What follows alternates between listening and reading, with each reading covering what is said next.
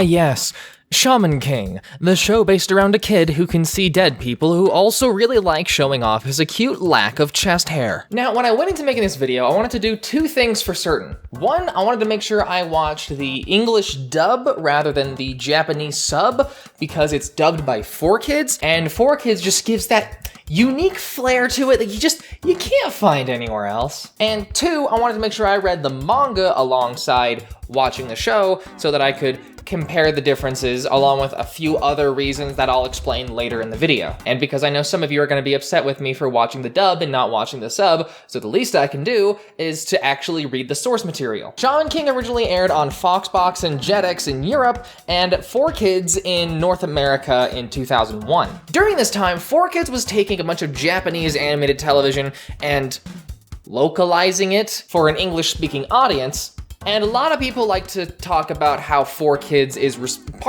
largely responsible for popularizing anime for Western audiences, but they were really doing it because it's cheaper than writing and licensing your own show. From my experience, nobody ever talked about Shaman King when I was growing up. Obviously, there were certain shows that overshadowed it, but still, I would have imagined I'd have caught wind of it somewhere. After some time, I realized I really wanted to dive into this franchise and see what it's all about. And after doing several months of research, I'm happy to tell you that Shaman King is one of the most interesting franchises I've ever had the pleasure of doing a video on. But first, you should know, I have stickers available on my Patreon. There's gonna be a new sticker every month, links in the description. You can even get them holographic if you're a specific tier, just saying, how the holographic ones are really pretty. Anyway, I'm going to summarize the entirety of the 2001 anime so that everyone is up to speed. So this story revolves around Yoh, and this boy, as you may have guessed, is a shaman, and he can grab the spirit of some dead dude, shove it into his hairless chest that he loves showing off, and use their skill and power to fight. So, Yoh asks Amidamaru, a 600-year-old samurai, to join his team since they helped each other out one time.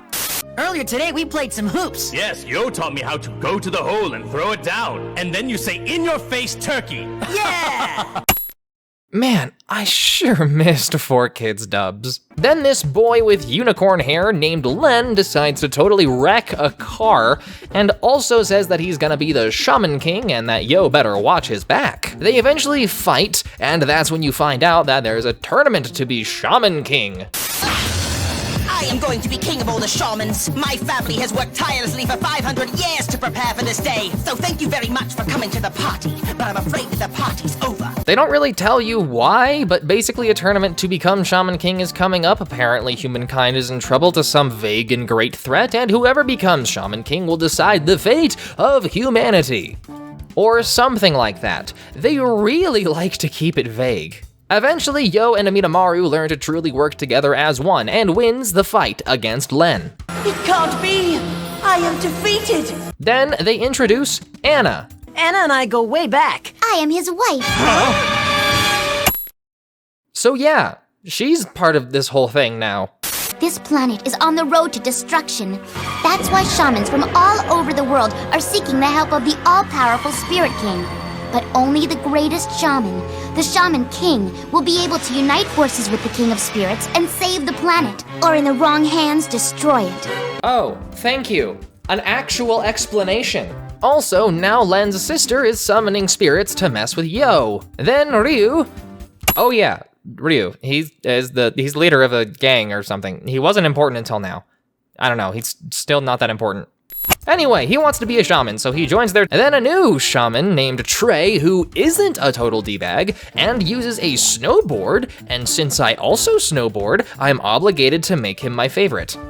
He's also super against deforestation and stuff because it's messing up his home in the north. Shaman King is a very light-hearted anime, and no doubt with 4Kids adding extra lines that were not in the original script, it's definitely a bit more lighthearted than it otherwise would be. I mean, just compare the subtitle version with how 4Kids dubbed it. 俺たちには優しかったじゃねえか。忘れちまったのか。あの中学の入学式。引っ越してきたばっかで居場所のなかった俺に声をかけてくれたじゃねえか Do it, Rio! Remember how you would let me cheat off your test in science class? The teacher caught us because for question 6 you wrote, I don't know, and I wrote, neither do I. And so we spent a whole Saturday in detention. And yes, I know. I should watch the Japanese sub because the English dub is dumb and blah blah blah blah blah. Listen, I know. I grew up with anime during the era when English dubs were really, really bad. I know that I am mostly an English subtitle purist, but I'm pretty sure the majority of you guys watched Shaman King when it was being aired on 4Kids. Thus, I wanted to watch what you guys watched. And I'm gonna read the manga anyway, so who cares? So if you wanna tell me how dumb I am for watching the dub, go ahead. Comment down below. I can always use more engagement. It doesn't matter if it's good or bad. Just commenting helps the video. You should do that, actually, please. So Ryu gets possessed, but manages to cast out the spirit. When Tokagero took over Rio, it awakened a hidden power deep inside him. What kind of hidden power? Our friend Rio has become a shaman. Wait. Is Ryu actually gonna be a main character now? So the big shaman tournament starts. Yeah, and after you bite the dust, good buddy, you can be the tournament mascot. Maybe a kangaroo or a jackass. Oh wow, a profanity? In my 4Kids dub, I am both shocked and appalled. Also, the first round is between Yoh and Trey. Then Trey's sister arrives. I'm not sure if she's important, but I'm adding her into the video anyway because it pads out time. Pilika's gone gonzo too. I haven't been this wiped since I cratered on Pike's Peak. Hey! I live in Colorado. There's no joke here. I'm just happy someone mentioned my incredibly boring state. He just jumped.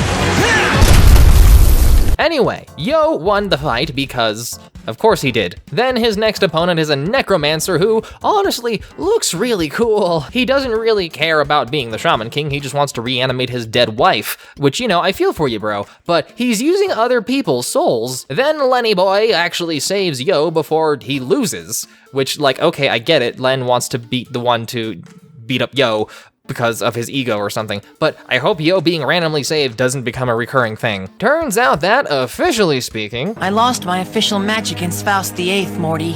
I'm now one loss away from being out of the Shaman tournament forever. And there's no one to blame but you. Huh? Since Morty was captured and Yoh got super angry, Yoh ended up using all of his shaman magic and lost in the end. So now he's trying to distance himself so that Morty stays safe. Also, Ryu has been training under Yoh's father, so that's a thing. Hey, you just passed another exit. Sorry, I can barely see anything when I'm wearing these sunglasses at night. Sunglasses aren't just a fashion accessory. It's a way of life. Also, there's this girl who can see visions that think that Morty and Ryu are gonna hurt Yoh. Then Morty tells Anna, If you're around, there's a pretty good chance you'll be in danger too. If Yo's in danger, then I want to be in danger with him. Well, okay. yeah, Morty is a good friend. And Yoh has been training while Morty looked for him. The Shaman Council must oversee the tournament with unbiased eyes. I haven't forgotten my duties, but in the short time I've spent with him, I have come to admire Yoh Asakura. Wait! That's Dan Green! That's a Tem! Oh my god! Oh my god! Now Len and Yoh gotta fight. And for some reason, Len has a horse now. Don't ask why, you won't get an answer. And since Yoh is stronger, so is Len. And the thing I like about the battles in Shaman King is that they actually explain how the magic works and use it to explain how each person is gaining an advantage, like making the other person angry so that they use up their magic faster, or channeling a massive amount of their magic to overwhelm the opponent. It's nothing super crazy, and the magic is still nebulous, but it's still better than just saying he's gained another shaman level and just quitting there. This kind of battle suits Amidamaru. Amidamaru was forced to fight at a very young age. He is used to battling enemies bigger than himself. Those skills stay in your spirit and carry over. Yeah, like that. So it ends up ending in a draw, so both of them continue to the next stage, actually. Len learns that he's been holding on to too much anger, and it's becoming his weakness. And now the cast is getting a little big, but it's a shonen tournament anime, so really what did I expect? Now Len realizes that he was wrong and decides to fight his uncle for basically brainwashing him all his life. But he loses, and now he needs Yoh to save him. They manage to get to Len's uncle's house, then they rescue Len and decided to go to fight Len's uncle. I've spent years shaping Len to rule as Shaman King, and then you come along and corrupt him with your nonsense about friendship and caring for others. And the fight is kind of nice because it's a big turning point for Len's character as he realizes not to be consumed by hatred and that life is happier when you can rely on your friends. And he managed to let go of his crippling animosity. So Len beats up his uncle. But just like every good boss battle, he has a second phase. So that's him, Uncle N, in his true form. And then Len beats his uncle again. With that out of the way, the second round of the tournament is gonna start, and now there's a mysterious figure named Zeke, who is apparently immortal somehow. My guardian ghost is an ancient fire spirit. He's one of the most powerful forces on Earth. On the way to round 2, they meet this new guy named Lyserg. Lyserg tells them his dark and tragic backstory about how his house and parents were burned down by Zeke 8 years ago. Hardcore. So now he's a part of the group too. Because of course he is. There just can't be enough characters, can there? Meanwhile, Anna goes to this place where the most powerful mediums congregate. And then she does some spirit thing and gets this big bead necklace that apparently is made up of 1,080 beads. Do you feel more focused now, Anna? Yes. My mind is strangely quiet and peaceful right now. There's a super special book that if Yoh reads, could help him unlock super cool shaman powers. So now they gotta figure out how to get it to him. And then these guys show up. We are the X-Laws, the bearers of the light and the soldiers of peace dedicated to stopping the great evildoer Zeke. Zeke's forces have been seen in this area, and we must eradicate them at all costs. And Marco is voiced by Kaiba, so we got both bad boys in here, oh gosh. And because the X-Laws are an organization devoted to killing Zeke, Lyserg just up and leaves Yoh and joins a cult. Then the gang finds Jocko, who knows a new shaman skill called Spirit Fusion, so that's cool. And so he straight up replaces Lyserg, and it only took 1 episode, I'm not even joking. And while Anna is on her way to see Yoh, Faust finds them and agrees that if she helps him, that he'll help Yoh and stop being a bad guy. And then June shows up, because of course, why not? What the hell is happening in this anime? Anna and Zeke end up meeting, and you find out that Zeke wants Yoh to get that special book because he wants to enlist Yoh to his team because he wants to rid the world of humans and replace them all with shamans. Anna and Yoh manage to catch up with each other, and Anna reveals that Inside this tome is the knowledge and power of the original Yoh Asakura. Asakura? So we are related. which explains why their character design is so familiar, and because they're family, the X-Laws are gonna target Yoh now. But in order to read the book, they actually just go through all of Zeke's emotions and experiences from Zeke's past lives. Gazing into the future, I saw the erosion of all things. The destruction that is certain to come at the hands of humans. But my vision is not limited to one future alone. I see multiple futures, possibilities that could be. A world where shaman and nature live free of human corrosion. And now everyone is stronger. Also, he got a new antique sword thingy. I'm afraid I'm going to have to ask for my other half back soon. Huh? Oh, didn't you know? You and I are two halves of the same whole. We'll meet again soon, my brother. Yeah, I kinda saw that a mile away, but I'm glad they confirmed it. Then you find out what the other sword does. They combine two swords to make one really big sword. It was a double medium. First, Yoh put a Midamaru into his sword. Then he put that entire spirit control into the antiquity.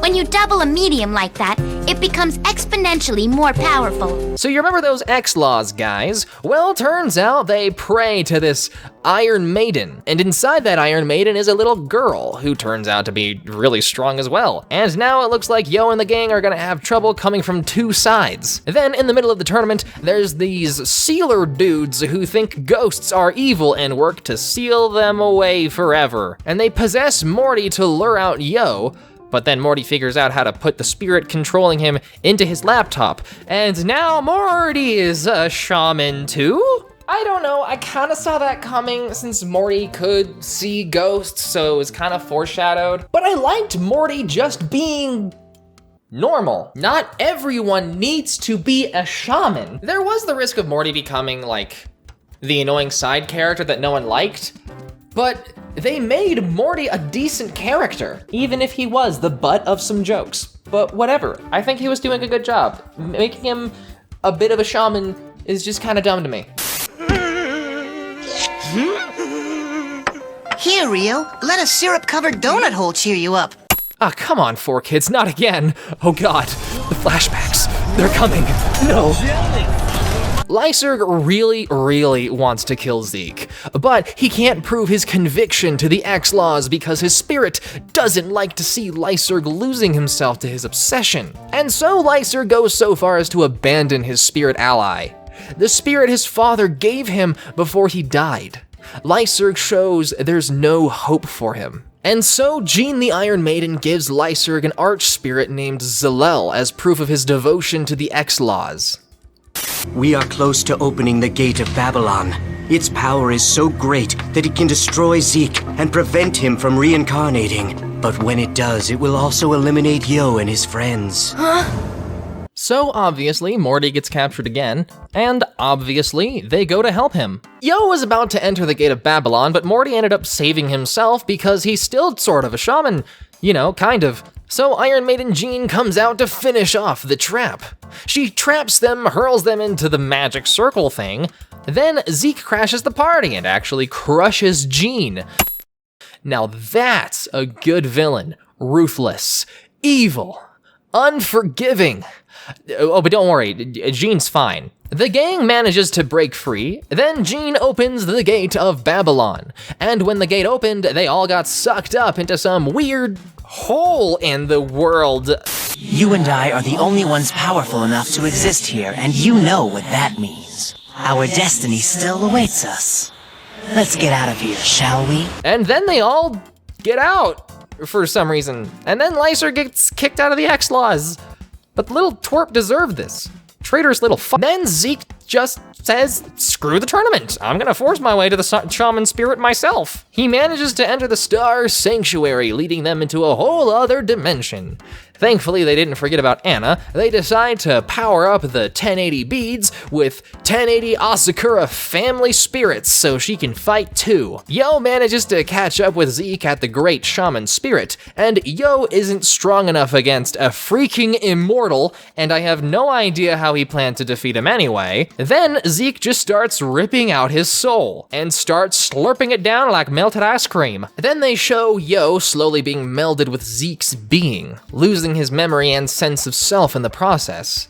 It's pretty trippy. Then Anna starts using the 1080 beads, which binds Zeke in place before he can gobble up the shaman spirit. But their plan fails because they already tried the 1080 bead trick on him 500 years ago, and he busts out of the binding spell. What we're talking about is that Yoh is still here with us! He's telling us to stay calm. And he's telling us to fight without fear! Wherever we are, he'll be there too. In our hearts, and his presence will make us strong!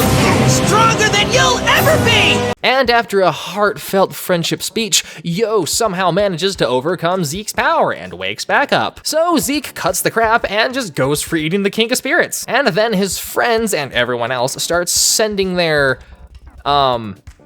energy or something. And then Yoh manages to somehow meld with Amidamaru. What are you supposed to be now? I'm not sure, but I think this is what it might feel like to be Shaman King. What? And then he defeats Zeke with a classic sword slash.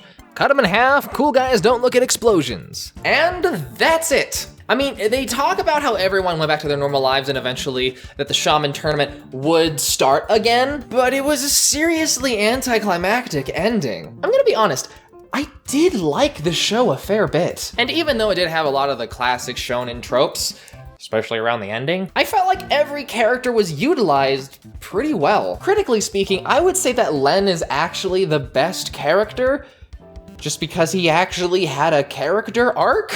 Even if it was that trope of the bad guy becomes a friend thing, which I know I talk about tropes, but tropes aren't actually necessarily bad in and of themselves, especially since they kind of made it like a running joke in this. So I think it was done well. Personally, even though I'm very aware that Trey snowboards and I'm all about shredding Pow, I think Anna is actually my favorite character. I only wish she had a bigger part to play in the show because all she really did was bring the book that had all of Zeke's techniques to the main cast to make them stronger instead of actually doing much herself. And frankly, the X-Laws and Jean felt like they didn't really serve a purpose. It just felt like they were another enemy for Yoh to deal with, as well as give Lyserg some semblance of a character. Even though, like, around the end, they did the whole redeeming thing with him, which I'm not really crazy about because I kind of wanted him to just be a little brat to hate because sometimes you just need a character to hate, And Lyserg was doing a good job with me. I really didn't like him. I didn't talk about how Lyserg was reformed in the video because it wasn't good. So whatever, if you're really curious, watch the original 2001 anime. Otherwise, take it from me, not really worth it. Thank goodness the anime doesn't actually follow the manga. Yep, the manga takes a completely different route like halfway through. We've all been lied to.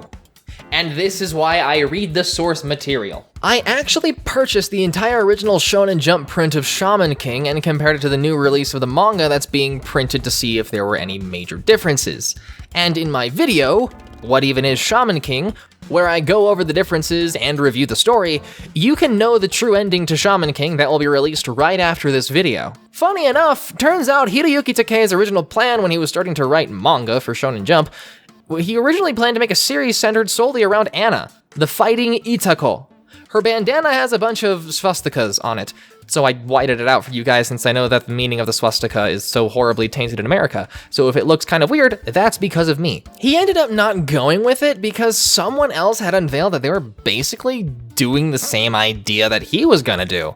But in the new release of the manga in volume 27, you can read the original one-shot that he created for her. You can really see how his art evolved through the years, from how it was very cartoony and had very wobbly lines everywhere, compared to the kind of artwork he makes now, where it's very refined, but still stylized in such a way that it's very recognizable that it's illustrated by him.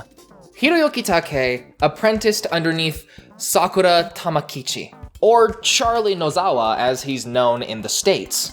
And Charlie Nozawa originally illustrated the Super Mario Adventure series in Nintendo Power magazine, which explains why Hiroyuki Takei's art style was very cartoonish in its early conceptions. He even worked alongside Eiichiro Oda, the mangaka of One Piece, while working at Shonen Jump. Hiroyuki Takei is known for more than just the Shaman King series. One that you probably haven't heard of is Nekogahara.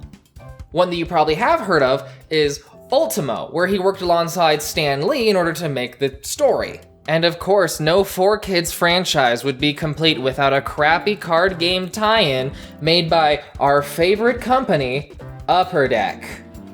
Can you tell how happy I am? As well as video game tie-ins, but my order for an actual physical copy to show you guys that I was waiting for wasn't able to show up, so here's a JPEG. I've been working on this video for months, and I spent a lot of money.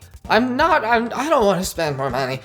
This existed. Hiroyuki Takei is actually pretty active even today. Recently, he announced a spin-off in Nakayoshi magazine called Shaman King and a Garden, where it's going to follow the three witch sisters that originally worked underneath Zeke, or How if you followed the manga. In 2018, in Shonen Magazine Edge was really when Hiroyuki Takei started serializing a bunch of spin-offs of Shaman King, including republishing the chapters from the original series with brand new cover art. Each spin-off that has been released as of the recording of this video is Shaman King Zero, Shaman King Flowers, Superstar, Red Crimson, and Marcos, each varying in the amount of volumes that can be anywhere between 1 volume and 6 volumes. Here's the thing about the original Shonen Jump run of Shaman King. During the original serialization of Shaman King in the Shonen Jump magazine, the ending wasn't actually what Hiroyuki Takei wanted.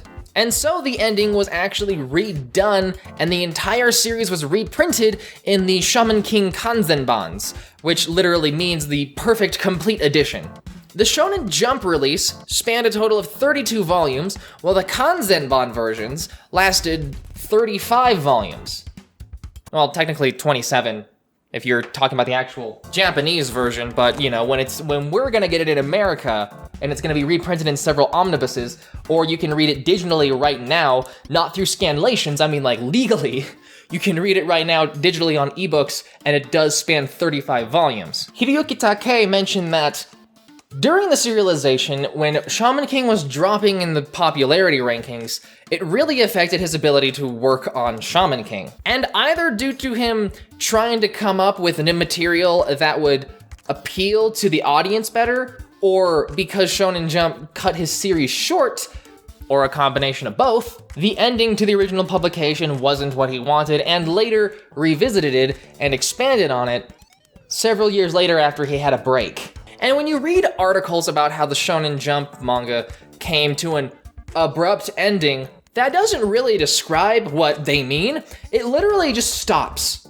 There is no real ending. It stops at an area that could loosely be interpreted as an ending, with a small little "the end" in the corner. There's even an afterword in the publication where Hiroyuki Takei apologizes for the ending, because he knows it's not an ending. Honestly, it's a little depressing. And as of today, not only was a reboot to the anime announced for April of 2021, which is kind of the entire reason I decided to make all these videos that I am, please watch them all, it took a lot of effort, but also you can read the manga and the spin-offs in digital ebooks, which the main series of Shaman King is going to be printed in collection omnibuses, and most likely the spin-offs are going to be printed as well. Now, as you may know, I got a lot of physical copies of stuff in order to properly paint a picture of what you would usually read on articles online, as well as doing a lot of my own research, just so that I can fully understand what this franchise went through.